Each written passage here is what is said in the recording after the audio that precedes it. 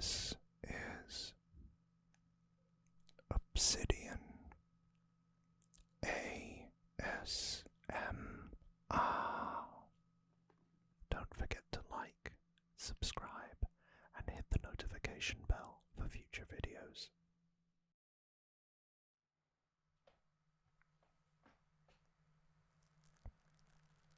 Hey, and welcome back to the second part and final part of Dragon Ball GT. As I said in the previous episode, GT is a very divisive series wherein a lot of the fan base probably don't afford it the same level of patience and understanding because it isn't viewed as canon. Why isn't it viewed as canon? Well, it's because the series was made by Toei Animation after Akira Toriyama, the series creator of Dragon Ball and Dragon Ball Z, retired. But obviously, Dragon Ball is very popular, so they wanted Toei, that is, to keep it going. So there's no underlying manga that makes GT be viewed as canon. I have to say, my own view is that GT gets a lot of unfair criticism, but I can also see that it isn't the same caliber of storytelling in parts as Dragon Ball fans became accustomed to. And I think that can be directly traced to the lack of input from Akira Toriyama. But I am a fan of GT. So, last time we left it where the revived Duffel leader, in the form of the biomechanical baby, or who is a parasite, I should say, has conquered the Earth, infected all of our Z fighters and all of the Earth's inhabitants, meaning that they're under his control. He used the Dragon Balls to revive or replicate Planet Duffel, which, by the way, would technically be Planet Vegeta. But I don't think they make reference to this. And has moved all of the Earth's inhabitants over to Planet Duffel to be effectively his subjugants. Goku had followed Baby to the planet and had started to engage Baby in a battle, as you would expect. The key thing here is Baby has possessed Vegeta. So Goku is having to deal with Baby in a Vegeta body and all of Vegeta's power. The Duffels are, or were, a very intellectual, scientific race aggressive or warmongering. They were intellectuals. So, baby-facing Goku without Vegeta would be a very one-sided contest. But with baby's intellect and Vegeta's power, will it be too much for Goku? Well, it almost proves so, as he lays there, waiting for the end. He looks up into the sky to see his beloved Earth, and suddenly a change begins to occur. And that change is due to the Bloods waves, those infamous Bloods waves being reflected from Earth into Goku's eyes, causing him to transform into a golden great ape, or golden Uzaru, and in the process lose control of himself. So I wonder, what does Dragon Ball GT Season 2 have in store for us? Let's find out, shall we? So, let's do what we always do, and start with reading the back. As you can see, we've got 30 episodes and one movie. I don't know whether I'll get too in-depth with the movie, but we'll definitely talk through the 30 episodes. I think the movie could be saved for a separate episode. Let me know if you want to hear about it. So this includes the Super 17 and Shadow Dragons Sagas. The destiny of a legendary warrior, his long path, wrought with peril, reaches its apex. The fate of Goku is now tied to that of the world, and the most epic toil ever rested on the shoulders of one man has come to be. As one apocalypse is thwarted, another looms. Goku's heroic friends fall around him, and the warrior must steal him his nerve. For two evil scientists have created the perfect killing machine. No, not Cell. Super Android 17. As the abomination deals out terror with mechanical precision, horrible villains from battles past rise again. Yet, even more chaos awaits. The most dangerous power of all time is stirring. The people of Earth have relied upon the power of the Dragon Balls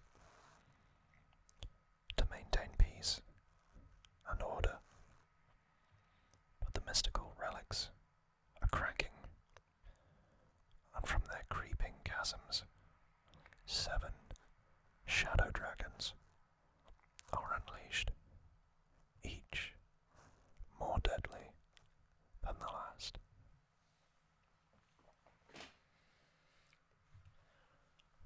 Let's open it up.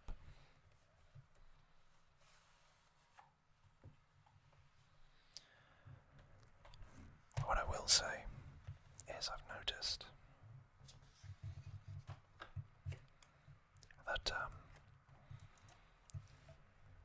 discs. I've noticed that Dragon Ball Z has got various versions that, are on DVD or on Blu-ray, etc. But I don't see any remakes of the original series or GT on Blu-ray.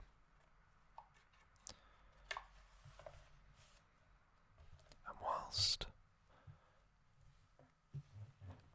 from my understanding, the green bricks are better in quality than the Dragon Ball Z orange bricks, I still would like to see GT given the Blu-ray treatment alongside Dragon Ball Z, the original series, and of course Super, which went straight to Blu-ray. Whether we'll ever see it, I don't know, but the collectionist in me is quite keen on that.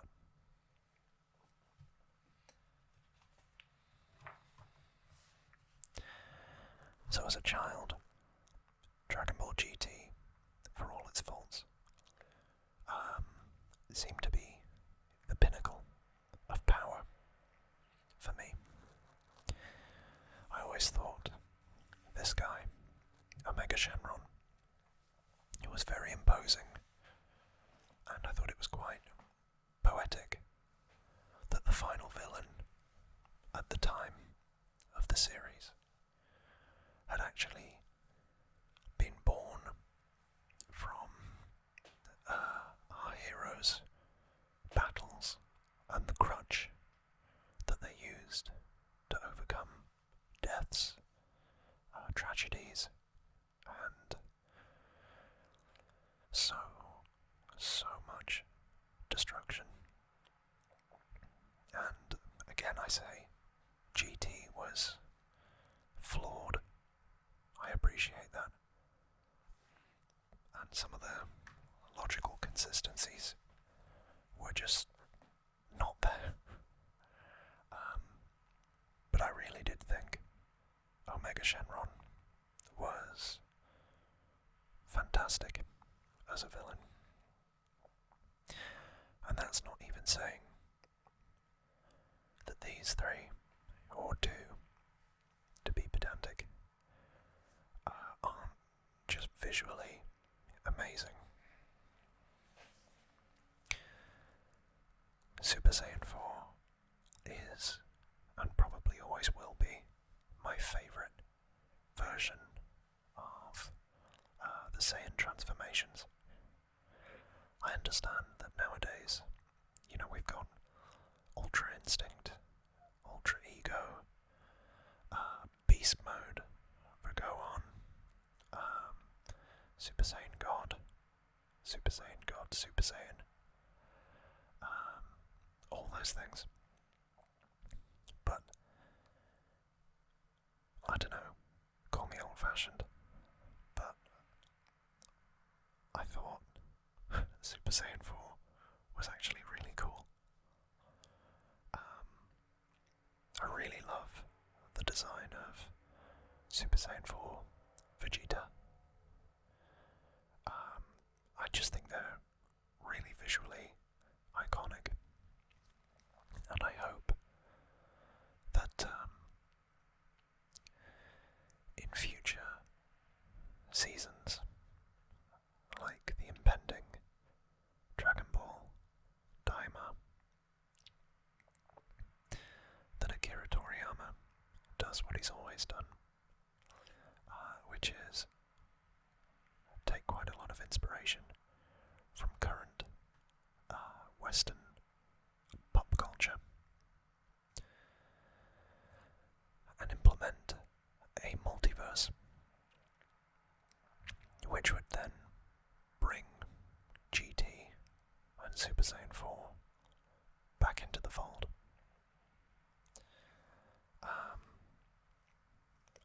I just really would love to see it again. fans would. So we've got the heroes. So we've got Marjube, who, I don't know, I think he's a bit of a letdown.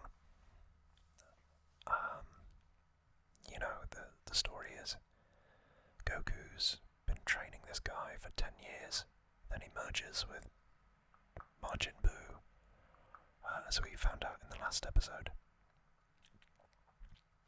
Then he just doesn't really do anything.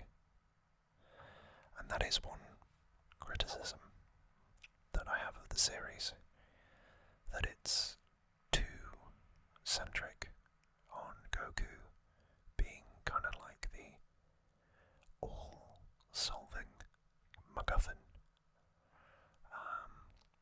Any problem he can sort, and if he can't sort it, as we'll see, you know, they focus on Vegeta, which, you know, I like Vegeta. He's probably my favourite character. But I think Dragon Ball Super, in that regard, has done a better job of dishing out the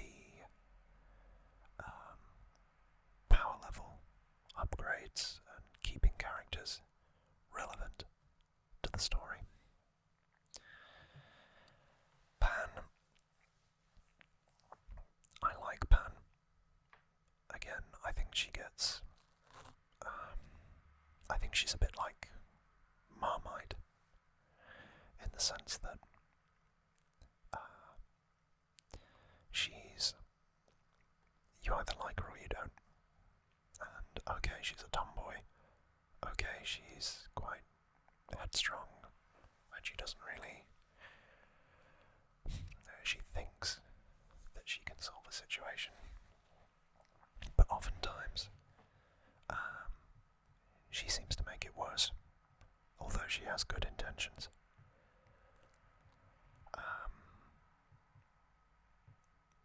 Yeah, I don't find her annoying. I actually really quite like her. She seems quite human, you know, flawed, not perfect. Like the way that she treated Gil, or Giru, in the previous set of episodes, show that, you know, she's not the finished article, she's not a paragon of virtue, and she's fallible as a character. But that doesn't stop her from trying to do the right thing and improve herself, which is what we're all doing, isn't it? I know I've made mistakes. I'm sure you all have too. So, yeah, I'm going to defend Pan. Maybe the series focused on her a little bit too much. But the reason for that, and the reason for having a troop of Trunks, Pan, and Kid Goku was to try to regenerate the series and get the interest of younger viewers again, seeing as the original fans of the series had grown up alongside Goku. And if you remember, they had tried to replace Goku with Gohan midway through Dragon Ball Z, and that was Akira Toriyama's idea. So I think they were trying to take that and properly implement it, but maybe didn't stick the landing.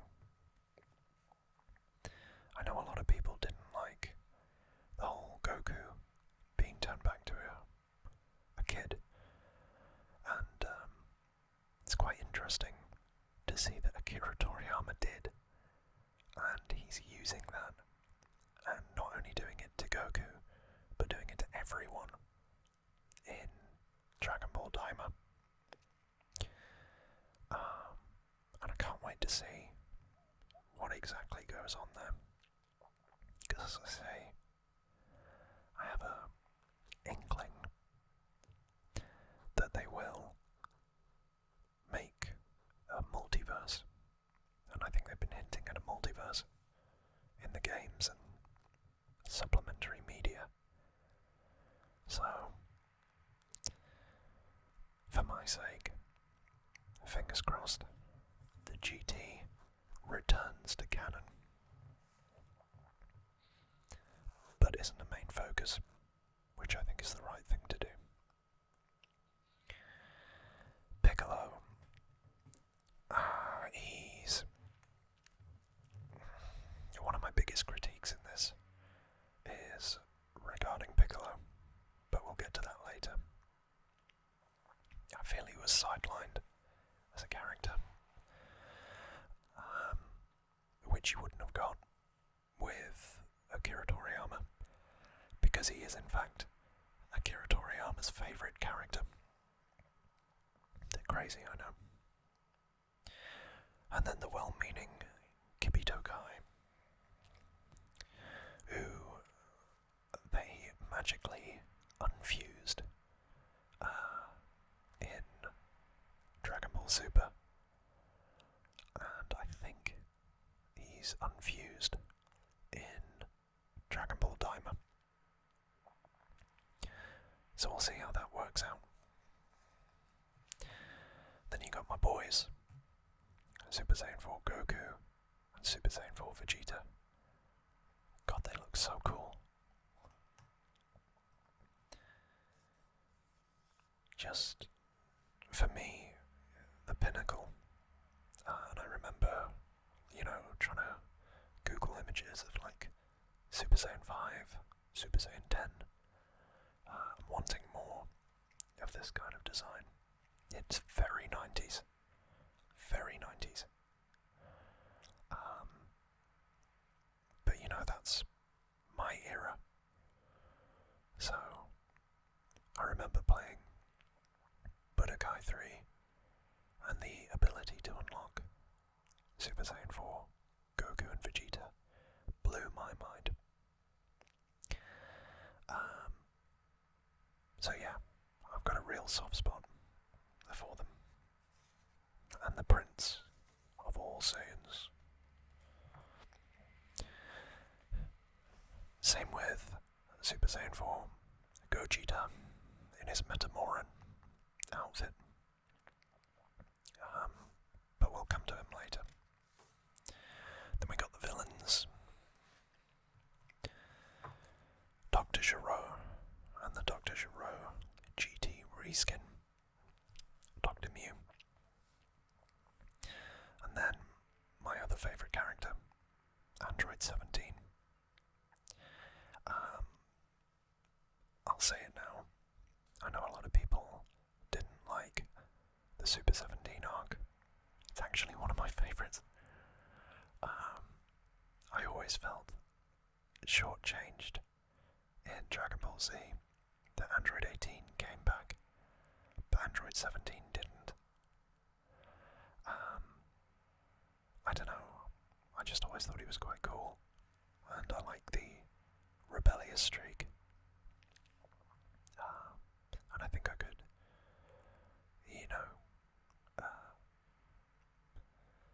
empathise with the teenage angst.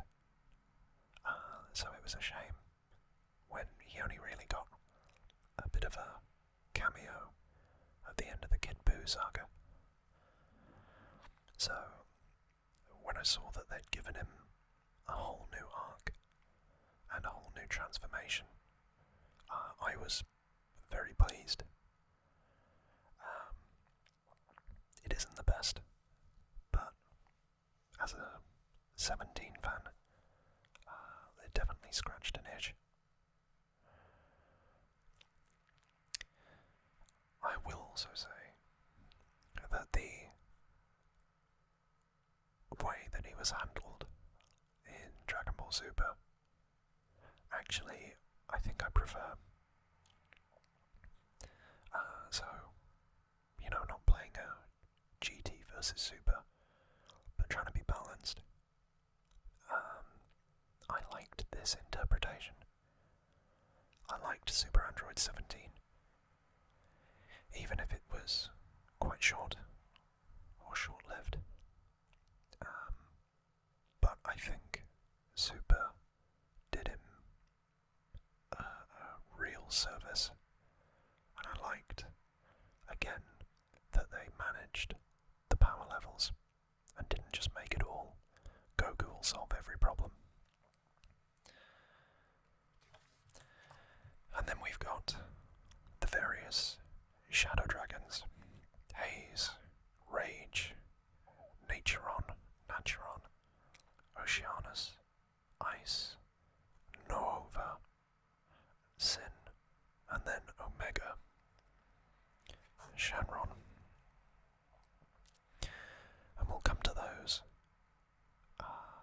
and talk about them more during the episode review. So, as I said at the beginning, we left Goku in a position of feral peril. So, in Goku's ascension, this is where we first see Super Saiyan 4, and that transformation is triggered through Pan showing Goku in his Uzaru, or Golden Uzaru, form, a photograph of Goku holding Pan as a child, which helped him to regain consciousness and control over his form, and ultimately transfer that energy into Super Saiyan 4 and unlock it for the first time. Meanwhile, in a matter of minutes, Bulma, under Baby's control, has managed to create a Bloodswave machine that she fires at Baby, who of course is possessing Vegeta, to turn him into a Golden Uzaru. If that didn't happen already.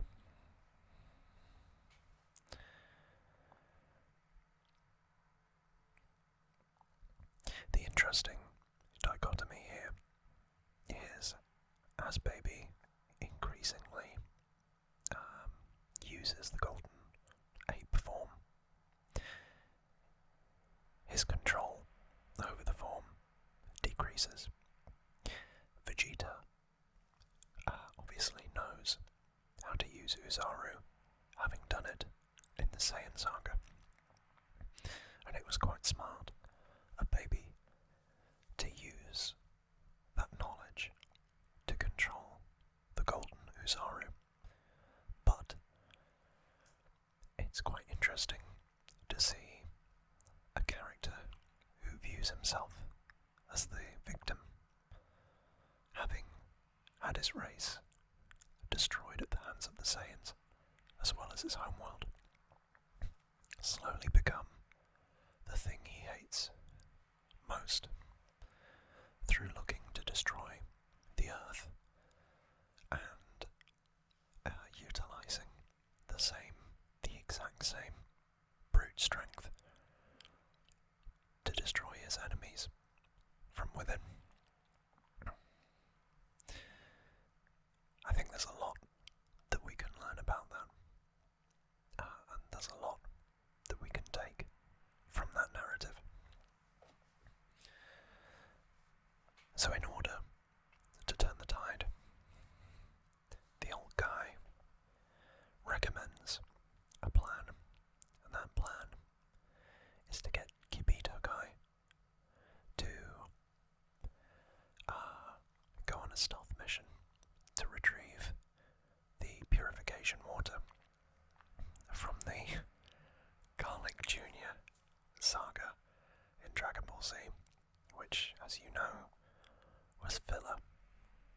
So it's a mean, it's a reference, but it's a very weird reference to have.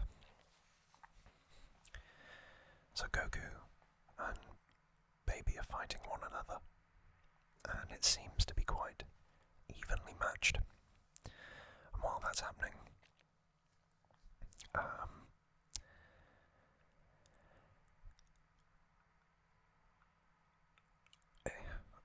Kibito Kai starts to trick, with the help of Pan and Mr. Satan, Goten, Trunks, and Gohan to drink or be washed with the purification water, and thus be freed from Baby's influence.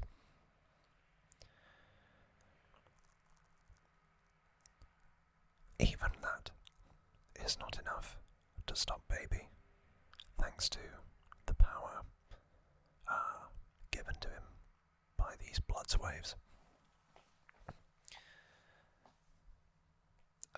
Goku is pretty much done for.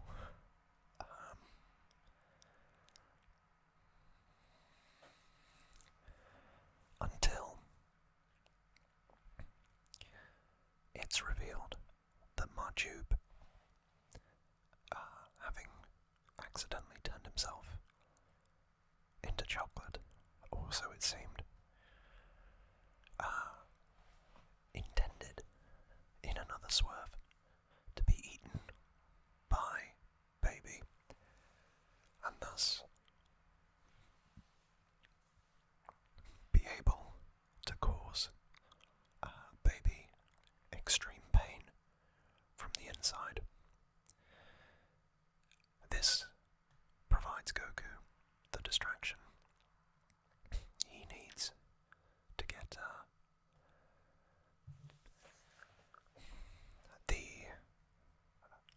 power up and energy from the freed Goten, Gohan, and Trunks, who lend Goku their energy in a kind of Saiyan summoning circle, and get him back to the point where he's recharged. The difficulty is, by killing Baby, Goku would also be killing Vegeta, which is something he doesn't want to do. But thanks to Oob, Goku is able, I think, to cut Vegeta's tail off, forcing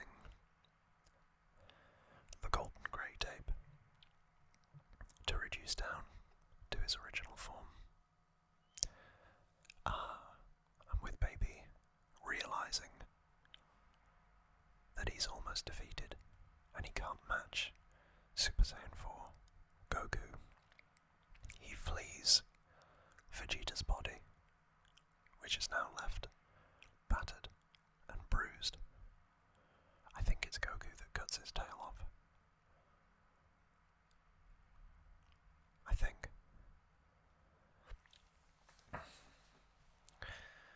Regardless,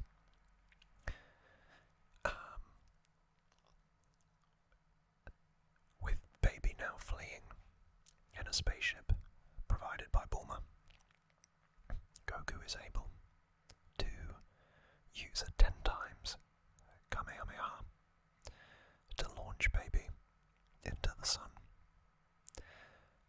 and with it defeat the Duffel parasite. All that's left is for Goku to save the Earth, but there's a problem. It's set to explode within 2 weeks. So, our heroes use the purification water to, and I think they did this before Baby's defeat, to free all of the inhabitants of Earth from Baby's control. And they did that by basically using the Lookout as a massive worldwide sprinkler system.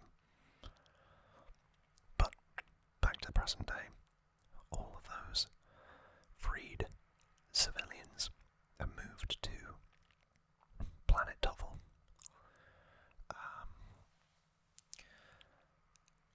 With only Goku and Piccolo remaining on Earth.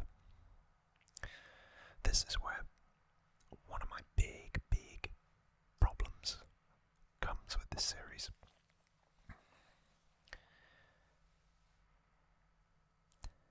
Effectively,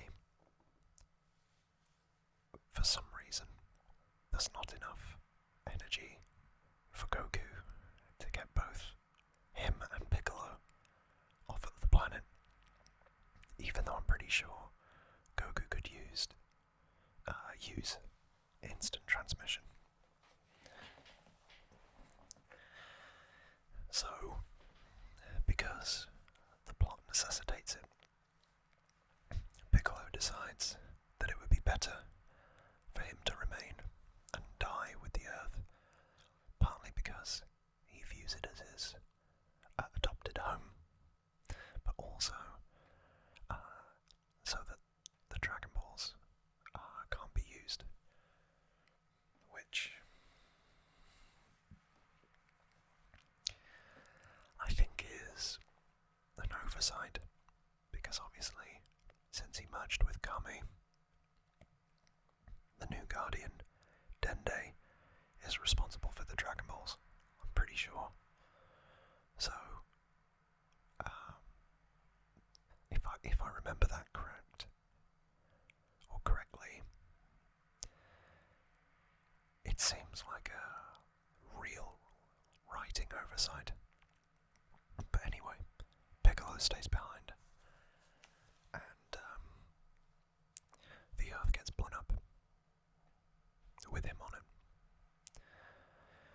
Don't worry though, they use the Namekian Dragon Balls to wish the Earth back, and then they use the second wish to wish all of the Earthlings back to Earth, so everything's fine. But that's, as I say, I think when Piccolo says he'd rather stay dead, because of the impact of the Dragon Balls, but they would still be there anyway because of Dende, so it doesn't make sense. In episode 41, it's a filler episode leading into the Super Android 17 arc, which I think is only 6 episodes, which is quite short. But in this, it's a World Martial Arts tournament, and Goku is entered into the kids division because he looks like a kid, and he comes up against this scrawny, kid with glasses, so Goku should win, until Vegeta bursts in randomly and demands to fight Goku, and in all the distraction and hijinks, the kid manages to push Goku out of the ring and becomes the junior champion. The fight between Goku and Vegeta doesn't happen.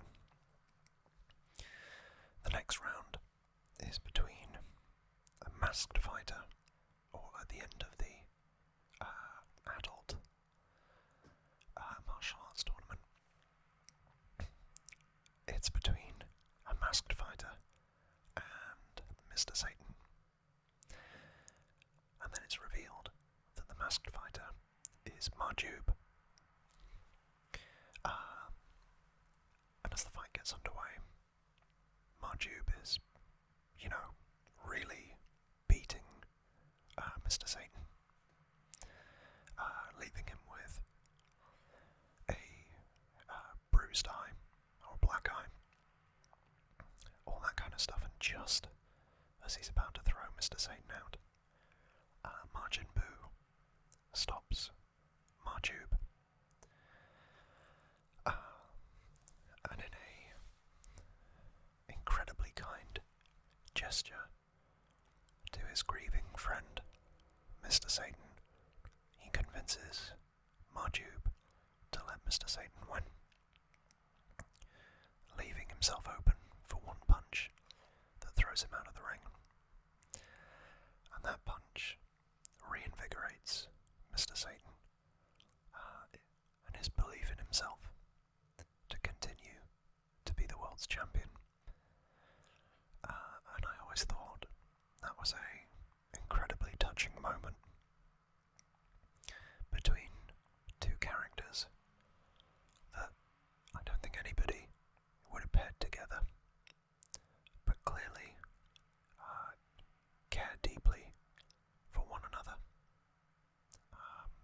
do think that was a lovely and fitting way to end their story.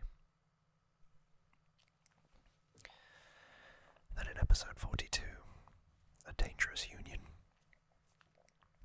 effectively we see Dr. Giraud and Dr. Mew hatch a plan in hell to seek vengeance on Goku and those that have foiled their plans.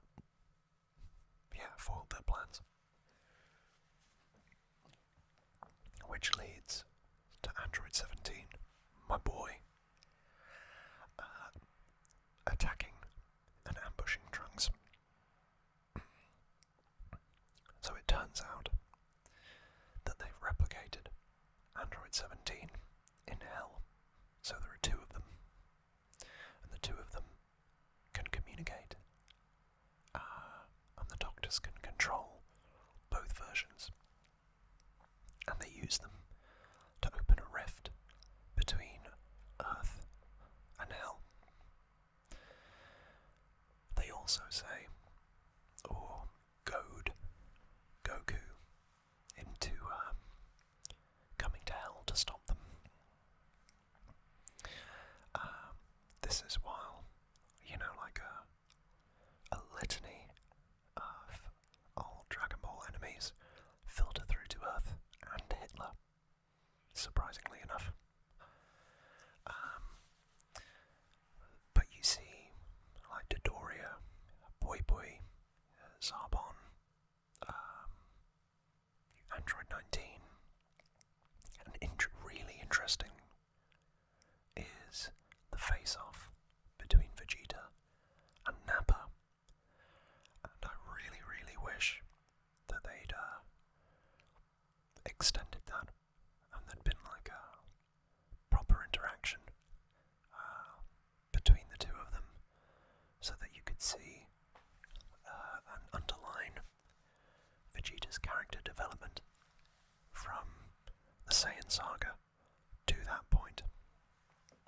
But sadly no, Vegeta basically destroyed, killed, whatever you want to say, Nappa again, almost as callously and brutally as he did in the Saiyan Saga. Very efficient. Anyway, Goku travels into hell, and that's when the doctors, and Android 17 do the old switcheroo as they head to Earth and trap Goku in hell. But don't worry, Frieza and Cell have been left behind, and they've done, or rather they've chosen, to stay behind to exact their vengeance on Goku for seemingly defeating them, even though, if you're really pedantic, well, there's no pedanticism. Cell was defeated by Gohan, not Goku, and Frieza was initially defeated in combat by Goku on Namek, but that didn't kill him. The person who killed him was Trunks. So, pardon me, it's a bit of a weird motivation, but anyway, Cell tries to absorb Goku and seemingly does so before Goku crawls his way out of the tail. Then the two of them do this, as in Cell and Frieza, do this technique to send Goku further into the depths of hell, where he's subjected to weird, zany tortures. Like tickle torture, that kind of thing, by an old lady, and it just didn't really make any sense. I don't know whether there were references to Japanese culture that I missed, but it never abrasive. I don't know. He gets trapped in ice, which I think is made by like the souls trapped in hell or something like that. I don't know. And it looks as if he's stuck there for all eternity, and Frieza and Cell would now be able to gloat and then join the rest on Earth. That isn't what happens, and instead,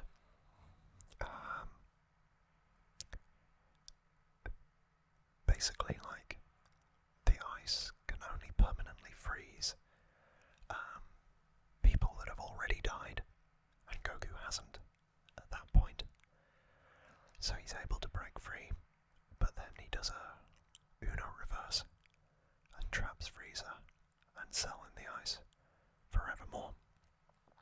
So that's them unceremoniously dealt with. In the meantime, Android 17 has tried to mind control Android 18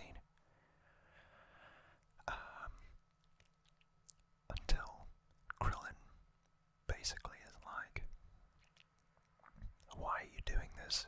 Why are you letting Dr. Gero control you? You didn't like it before, why now? And that kind of snaps Android 17 momentarily out of the control of Dr. Gero.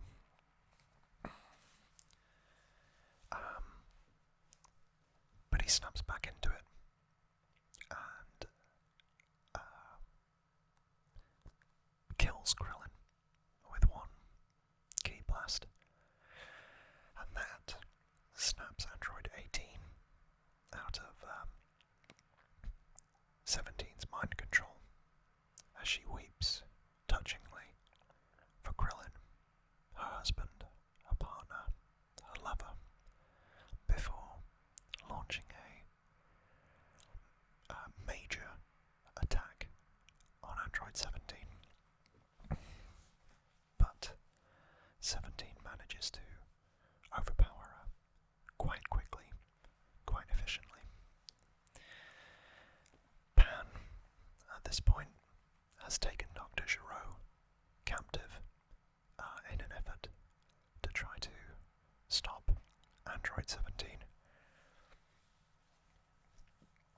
And Gero, fearing for his life, orders Android 17 to stop.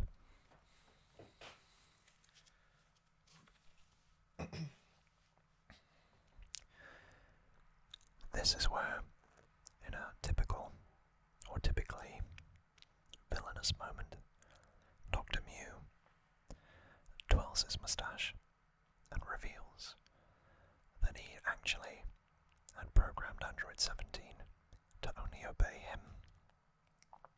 And in that instant, poetically, Android 17 destroys and kills his original creator, Dr. Gero, once again,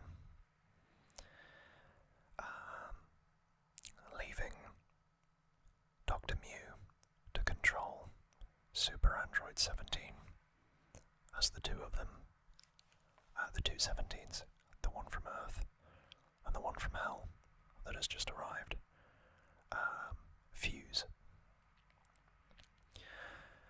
So there's some other really bad narrative writing in Piccolo's Best Bet, where basically Goku can't be brought from Hell to Earth, and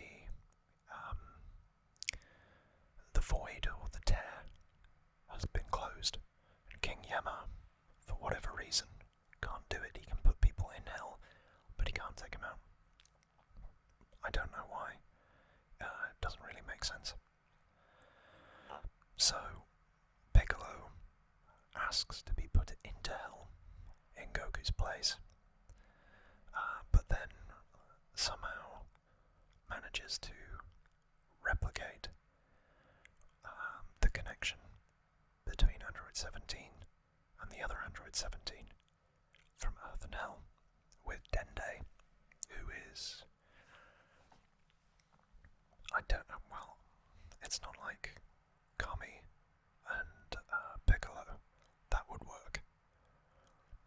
has never been a part of Piccolo, to my knowledge. So it did seem very odd, like, wouldn't it have made more sense for other, characters that have that kind of connection to do something similar? Like,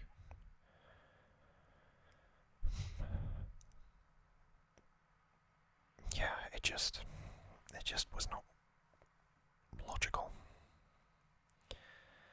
So Vegeta basically starts taking on Android, or Super Android 17, but he's no match until Goku arrives and saves Vegeta, just as Vegeta's saying, I don't need Kakarot, I can do this myself, I'm the best. Literally, just before Goku saves him. And then it's Goku versus Super Android 17, who keeps flicking his hair. Up until, basically, the fight isn't anything special. It's just a load of ki blasts and a couple of punches. As I say, I like it because Android 17's in it, but objectively, it's not the best. And at this point, everything that Goku's doing is just being taken like it's nothing by Android 17.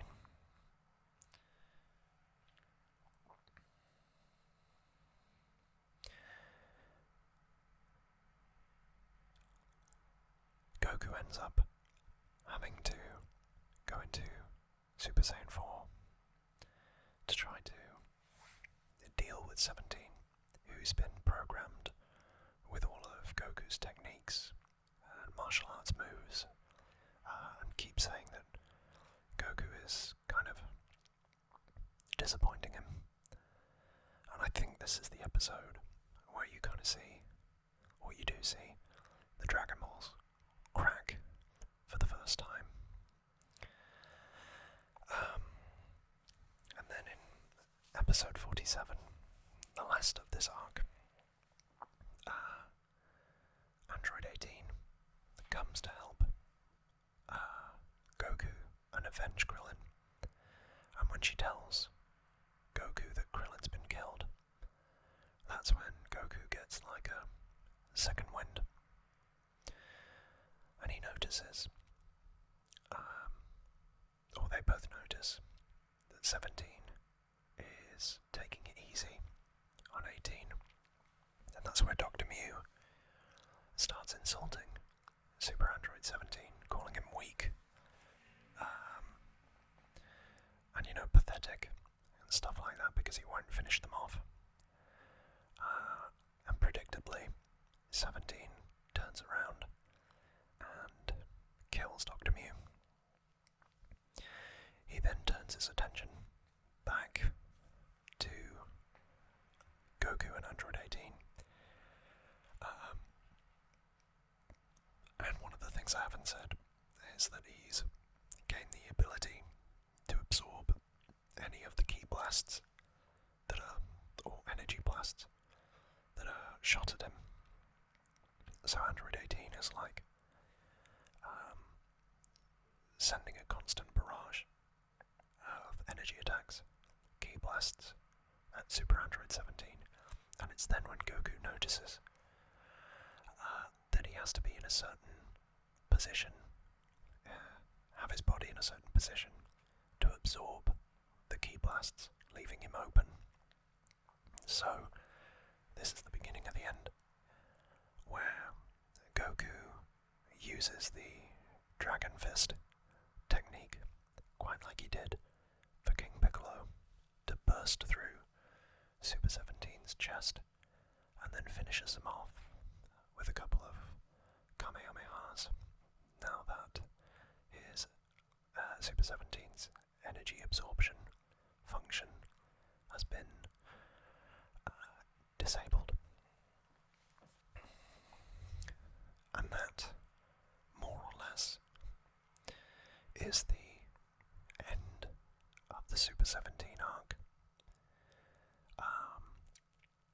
In order to try to restore the damage and the lives that had been lost in that arc through all the various villains, the gang turned to the Dragon Balls. But when they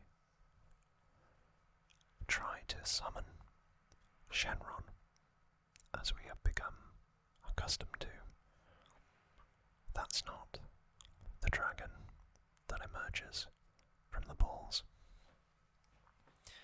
Instead, smoke, toxic sludge starts to seep out through the cracks, forming this guy.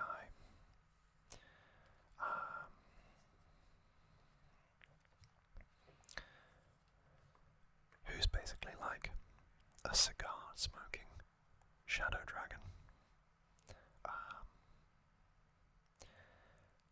And he basically doesn't help at all and starts to,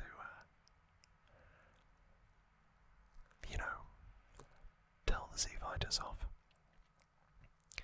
And then he steals the Dragon Balls and spawns 7 more evil dragons that appear on the horizon, like it says here, like wild jackals in the night. But what could this possibly mean? Well, our heroes are going to have to defeat these dragons to get the Dragon Balls back. But why are they here? Who knows? Let's find out now. So, in these 2 episodes, which are a bit more like the adventure episodes at the beginning of Dragon Ball GT, Goku and Pan face off against the pollution dragon, Haze, Shenron, and Rage Shenron. There's not a lot to talk about here, other than they just, they defeat the 2 of them. But I do want to talk about the wishes that they say polluted the Dragon Balls. So, Haze Shenron was born from the wish Goku made to bring Bora back to life in the Dragon Ball original series. Whereas Rage Shenron was born from the Z-Fighters wishing Goku back to life during the Saiyan Saga, just before he faced off with Vegeta.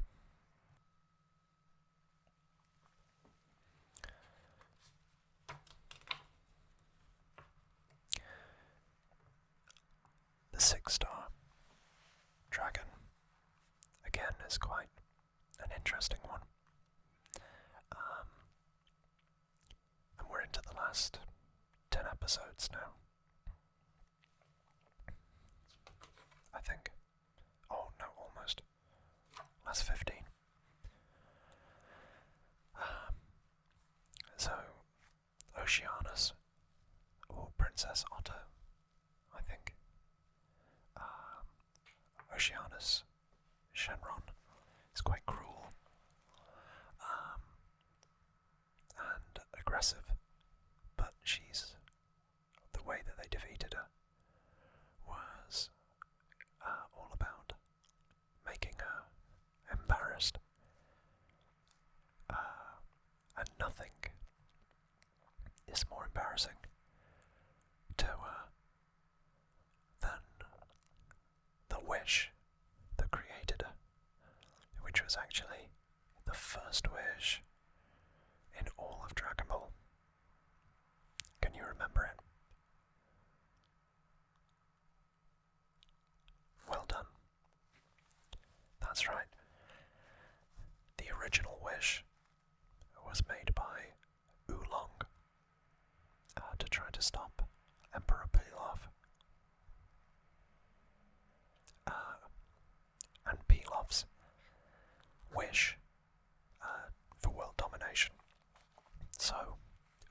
wished for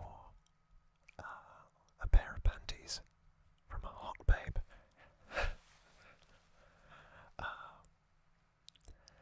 And then we get into a two-parter with the 7-star dragon, Naturon. Shenron, who does a lot of like earthquakes and stuff like that. And effectively, it's a similar situation to Baby, where Naturon can possess any creature. So he decides to possess Pan.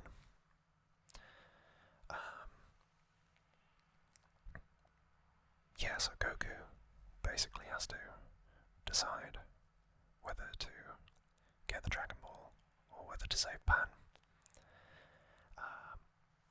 But again, the wish that caused Naturon to come into existence was from the Martian Buu arc, where they wished back all of Martian Vegeta's victims at the World Martial Arts Tournament, where he was so callous. So, that was his reason for existence. And how did Goku save Pan? Well, throughout the fight, Naturon believed that he was going to be the one true Shenron and started taunting Goku by using classic Shenron lines like, "What is your wish?" So Pan had been pleading with Goku to do what must be done to save the Earth. But it seemed that Goku couldn't bring himself to do it until more innocents were harmed. And then Goku unleashes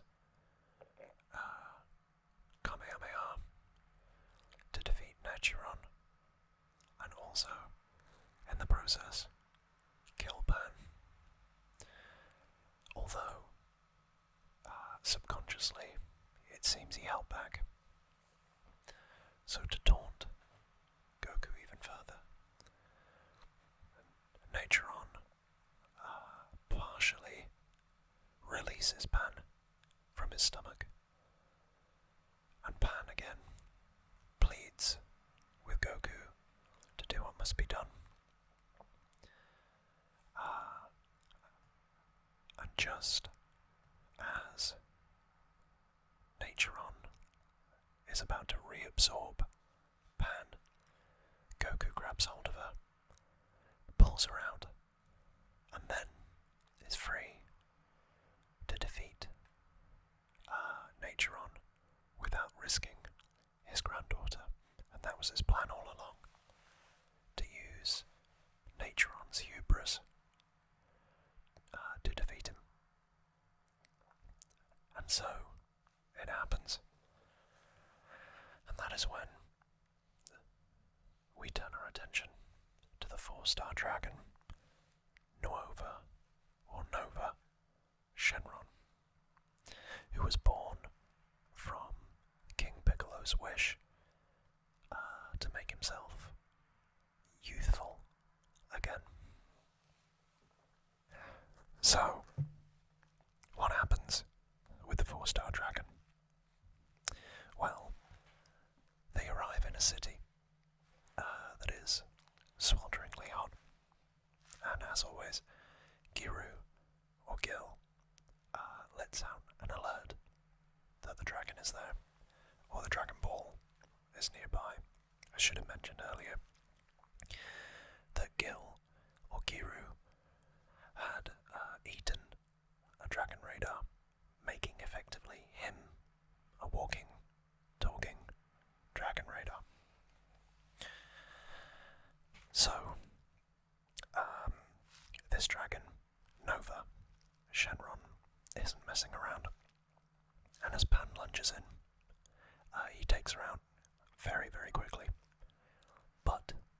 doesn't finish her off.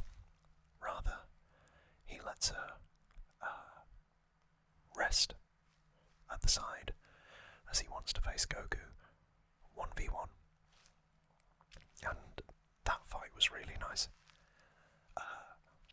They use a lot of unique techniques, like Nova uses a lens to amplify the attack, but Goku uses it to do a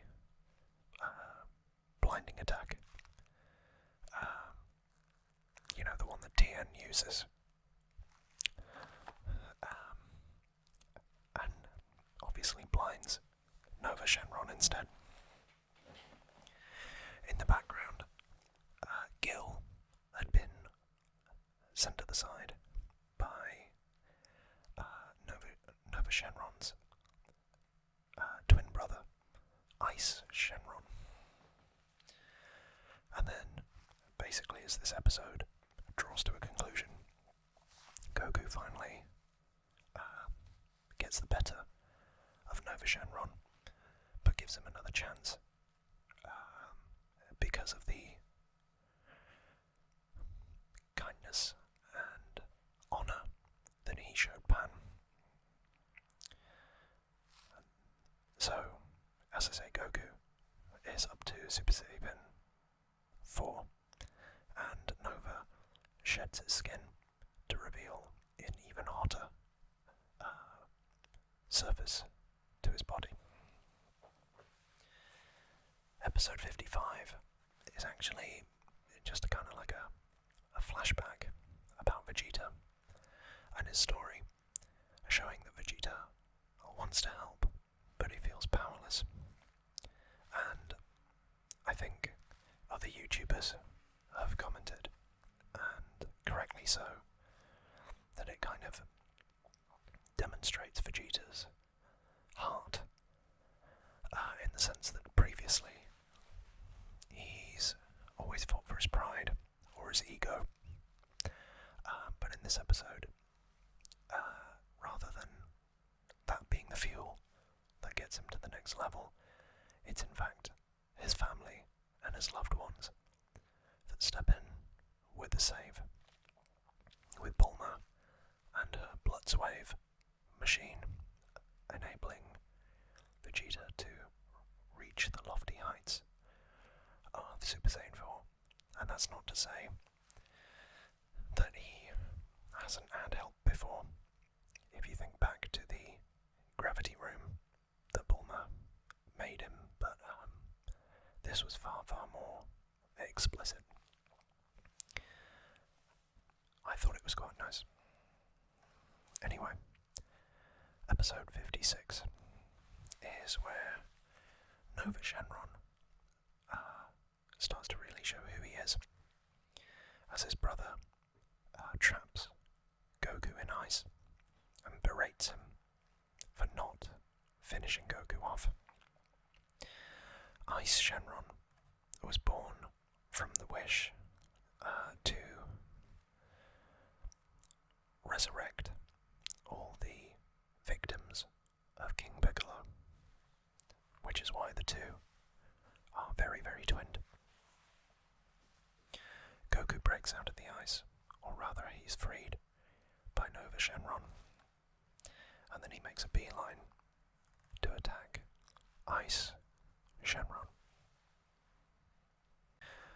Well, Ice Shenron doesn't have the same ethos as Nova Shenron, and he quite underhandedly uses Pan as a hostage in the attacks against Goku. And Goku does manage to save Pan, but he uses his own body, I should say, to protect Pan from a kind of killing blow. So Goku gets a pretty big blow to his back, but ultimately he does manage to try to, overpowers Ice Shenron, to the point where Ice Shenron offers him the Dragon Ball to spare his life. But this is another ploy that results in Goku trusting him and then getting blinded. And it looks as if that's going to really hamper Goku's fighting ability, but it doesn't. It turns out that he doesn't need to see in order to be able to beat him, and beat him he does. And that's where, effectively, Ice Shenron is defeated, and Nova Shenron offers, rather than to fight Goku, a cure to restore his eyesight. But just as Goku is about to take that from his new friend, a blast comes out of nowhere, aimed at Goku, but Nova Shenron gets in the way, taking the blast and sacrificing himself in the process. I must say, it's quite poetic that Goku was saved by the 4-star Dragon Ball, which is synonymous with him, and always has been throughout the series, as the ball that his Grandpa Gohan gave to him, and he protected at the very start of the series when Bulma came looking for him. Nova is dead, and out steps Sin Shenron, the 1-star dragon, who effectively starts fighting Goku, and does seem to have the upper hand, beating Goku down to a pulp, having taken all of his best hits, even the 10 times Kamehameha, to no effect. He forces Goku to effectively power down back to his childlike state, and it looks as if Goku's about to be killed, until Goten, Gohan, Trunks, and even Videl, Mr. Satan, and Chi-Chi appear on the scene to support Goku. The others try to power Goku back up, like they did in the Baby Saga, but to no avail, until Majub, doing probably one of, his task of staving off the threat, does so long enough for Gohan, Trunks, and Goten to fully power up Goku back to Super Saiyan 4. You must remember that Goku is still blind, as the cure Nova Shenron offered him has been destroyed when Nova died. At this point, Sin Shenron absorbs the remaining Dragon Balls to become Omega Shenron. And although Goku goes toe-to-toe with Sin Shenron, or Omega Shenron, and somehow manages to just get his eyesight back, Vegeta shows up and announces that he's here to help. And that's when Bulma uses the Bloodswave cannon to turn Vegeta into a great ape, a golden great ape, and then he manages to transform into Super Saiyan 4 Vegeta. This is one of my favourite bits because of the character development. Vegeta suggests fusion to Goku, not the other way around. And they do so, turning into Super Saiyan 4 Gogeta. And that proves way too powerful for Omega Shenron, to the point where Shenron can't land a hit. However, it only lasts for 10 minutes, not 30. And Gogeta spends much of that time toying with Omega Shenron rather than finishing the fight. So they defuse, and then they've got to find a way to fuse back together, which is a problem. I will say at this point that they've managed to beat the other Dragon Balls back out of Omega Shenron. So he'd powered down a bit, even though he had used some of the powers of his fellow Shadow Dragons, although not all of them, in the fight. So, it's a bit of a cat and mouse, where they try to, or Omega Shenron is trying to stop Goku and Vegeta from doing the fusion dance again. And he almost succeeds until they use their after image technique. However, the fusion doesn't work because Goku's out of power. Previously, at this point, in order to stop Omega Shenron becoming full-powered, Super Saiyan 4 Goku had ingested the 4-star ball. Quite canny when you think about it. But Goku is so sapped of energy that he reverts back to his kid form. And soon after, Vegeta runs out of power too. And because of the fighting that had gone on, the Bloods machine, or the Bloods wave machine, had been destroyed. So there was no way for Vegeta to power back up. At this point, the 4-star dragon ball emerges on Goku's head and then escapes from his body. And Nova Shenron seems to be reincarnated. But he immediately starts attacking Vegeta, saying that he's been tainted by Omega Shenron when he was absorbed. So, therefore, he was under his control. And he turns and starts attacking Goku. Vegeta notices that Nova Shenron had been pulling his punches, and just as Omega Shenron's guard is down, both Nova and Goku turn to start attacking him.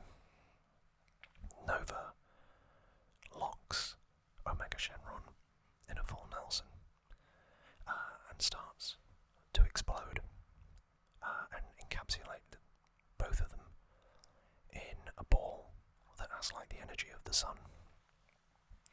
And it looks like that has been enough to defeat Omega Shenron. And Nova slowly falls to the ground, or rather, levitates to the ground, until he doesn't answer Goku,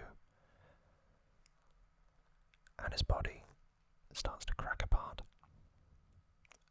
So in another swerve, Omega Shenron had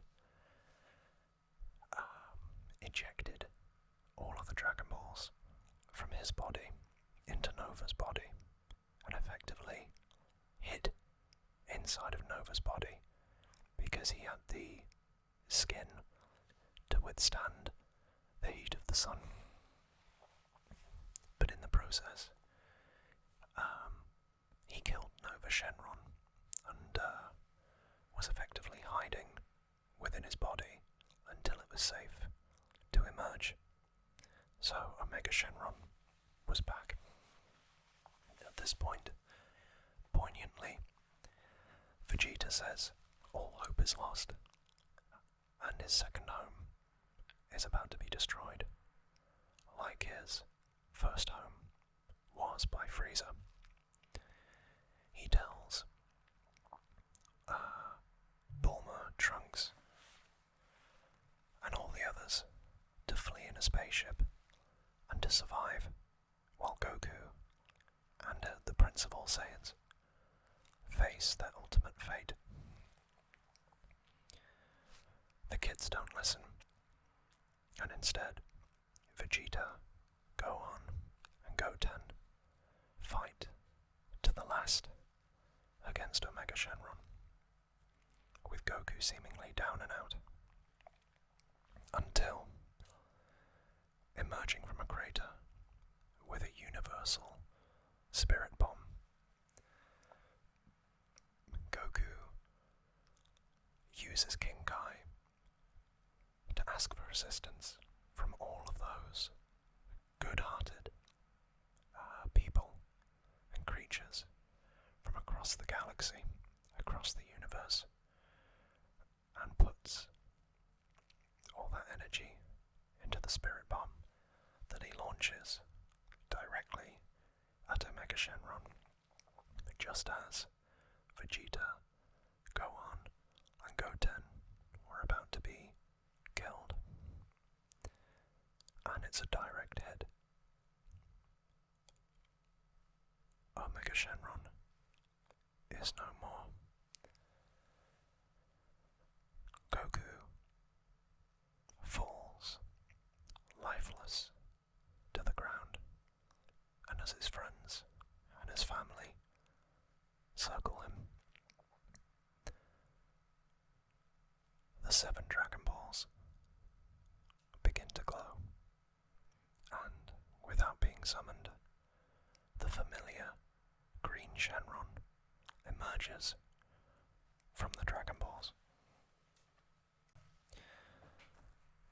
In the last episode of the series,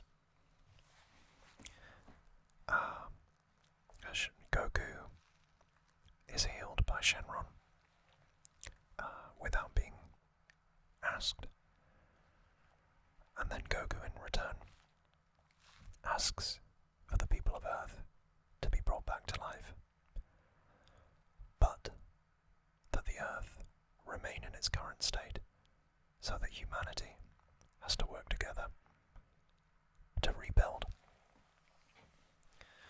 Shenron then says the abuse of the Dragon Balls was the reason for the emergence of the Shadow Dragons, and that effectively he will be leaving and taking the Dragon Balls along with him, and he asks Goku whether he would like to join, to which Goku says yes. But before he leaves, he does a whistle-stop tour to visit his friends and go to say goodbye. He stops by and reminisces with Master Roshi and a revived Krillin. He goes to hell and cryptically says goodbye to his old rival, Piccolo, who is left stunned and lost for words. And then he takes his departure, leaving the rest of the Z Fighters to go their separate ways, until Trunks notices Pan gazing up into the sky after her grandfather. It is then he says, "Don't worry, he'll be back. We just need to keep up our strength," and leaves. Pan looks down to see the last remaining item or relic of Goku, his training shirt. And off screen, Vegeta tells her to as if to pay reference to his rival, and admittedly, his friend, Kakarot. We then see the tired Goku lay down on the back of Shenron and fall asleep as the Dragon Balls merge into his body, and the screen fades to black. The final scenes take place in the distant future at another World Martial Arts tournament. In the ring is a future descendant of Goku versus a future descendant of Vegeta, both with remarkable likeness to their ancestors. Pan, now old and a doting grandmother,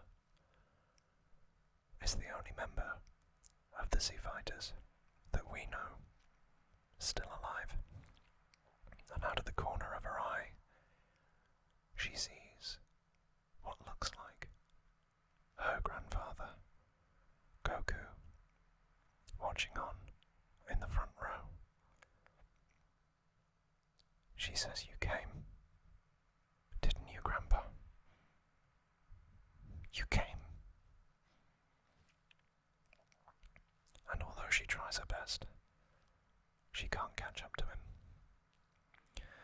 And I must say, these final scenes play on my heart, even to just describe them,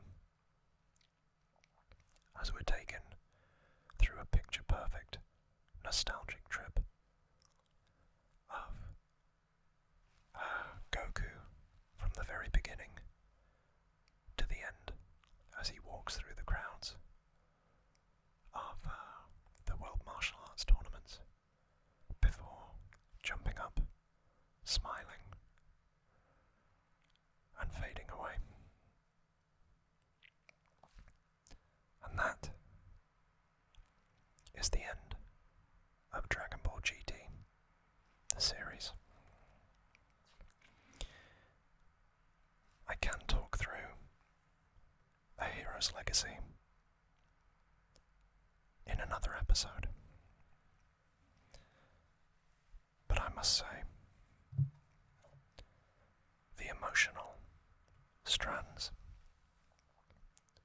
of this series have always resonated with me, and they still do. And that ending of Goku surrounded by his family and his friends, fighting one last time, and the imagery of legacy and inheritance,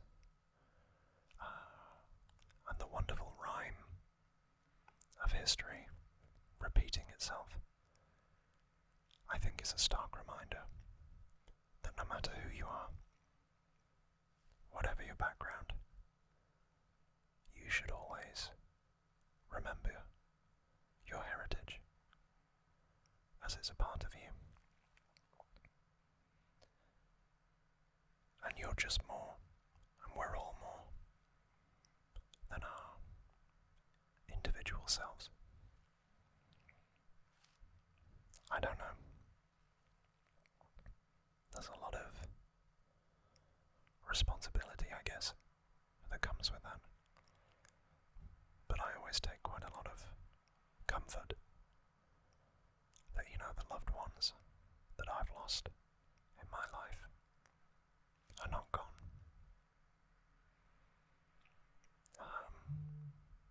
Not as long as I remember them.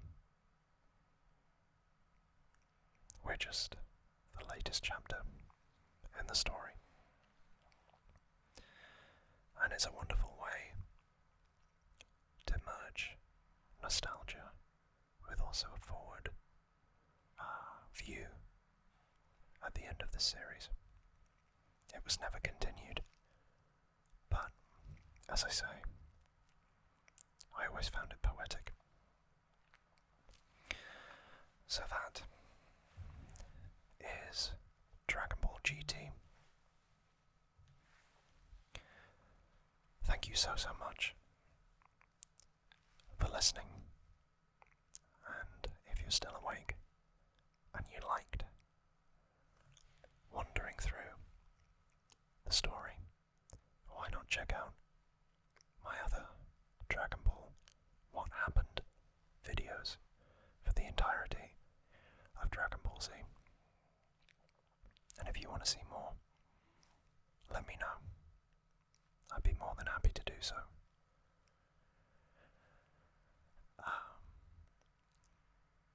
And if you like my voice and my whispering, why not subscribe? It'd be great to have you here in this small community. It would be an honor. So all that's left to say is, please, take care of yourselves and each other. This has been Obsidian ASMR.